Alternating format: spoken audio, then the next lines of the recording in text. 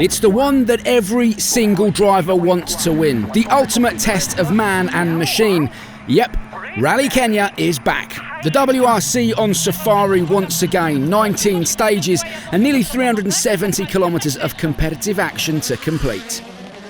The rally got underway on Thursday afternoon with a short super special. Sébastien Ogier set the early pace, while championship leader Kalle Rovanperä was lucky not to stick his Toyota Yaris on its roof at the very first corner of the rally. It was a bit on the limit on the braking. Nothing happened really, but we just had a puncture of the tyre, so that was a bit shame. But yeah, let's try to focus now on the rest of the weekend. The real action got underway today though. 6 tough, rough stages and trouble for Oytanak immediately when his gear lever sheared. He was able to make temporary repairs, but a bizarre failure nonetheless, and he dropped 37 seconds. Yeah, need the automatic gearbox now. Where is the gear stick? I don't know, Martin took it. I guess he has it somewhere.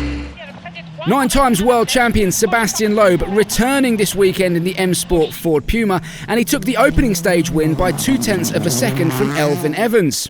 I just corrected the note, and the next one was a tricky one, and so I had it a bit late, and I touched a little bit a small tree, but I have to check, but I don't think it's a big problem.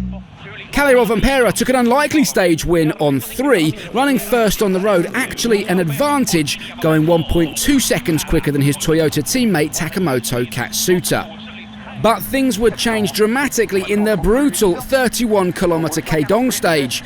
Thierry Neuville had been having a trouble-free morning right up until his Hyundai lost all power near the end of the stage and he dropped 54.6 seconds, the dust playing havoc with his Hyundai's internals. I have no power. I have no power. With the road conditions rapidly deteriorating, just getting to the end was a massive ask, and Gus GREENSMITH became the next casualty. The British driver suffered a spectacular rear right tyre delamination and sadly dropped over 13 minutes and lost his 4th position. Sébastien Loeb got stuck in his own dust at a hairpin and dropped 26 seconds, but worse was to come. He suffered an engine fire at the end of the stage and his safari rally was over. I saw some smoke coming out of the bonnet, so I opened and checked, and it was burning a little bit behind the engine, so I stopped the fire. And it didn't restart. No issues for the Toyotas though. Elfyn Evans fastest through and taking the rally lead by 8.5 seconds from Ogier, with Rovanperä 2.6 seconds further back. A Toyota 1-2-3 at the end of the morning loop. Yeah, it's pretty extreme. Felt like maybe I was definitely on too much of the careful side, but it's difficult to know. Into the afternoon and a repeat of the morning stages, and sadly ADRIEN FOURMAUX joined M Sport teammate Sébastien Loeb on the retirement list, stopping at the end of stage 5 with transmission failure. Meanwhile, Elfyn Evans picked up a puncture and handed the lead back to Sébastien Ogier, with TAKAMOTO KATSUTA climbing up to 2nd overall.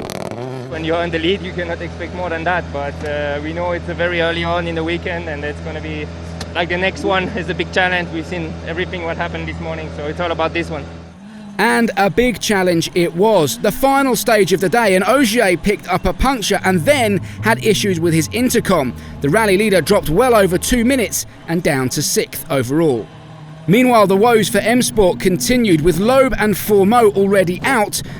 BREEN was next, retiring with what appeared to be steering arm failure. But up at the front, despite losing power, Kalle Rovanperä leading at the end of day 1, 22.4 seconds clear of Elfyn Evans, with Oytanak in 3rd. TAKAMOTO KATSUTA slipped to 4th after losing time in the dust behind BREEN, but he may be awarded some time back overnight. This one was tricky as we expected. I don't know why. Everything should be fine with the filter and everything, but the beginning of the stage I felt I had no power. So yeah, it felt a long stage. Another 6 brutal stages to run tomorrow. We're just getting going here in Kenya. Who do you think is going to win this weekend's rally? Let us know below. We do it all again tomorrow.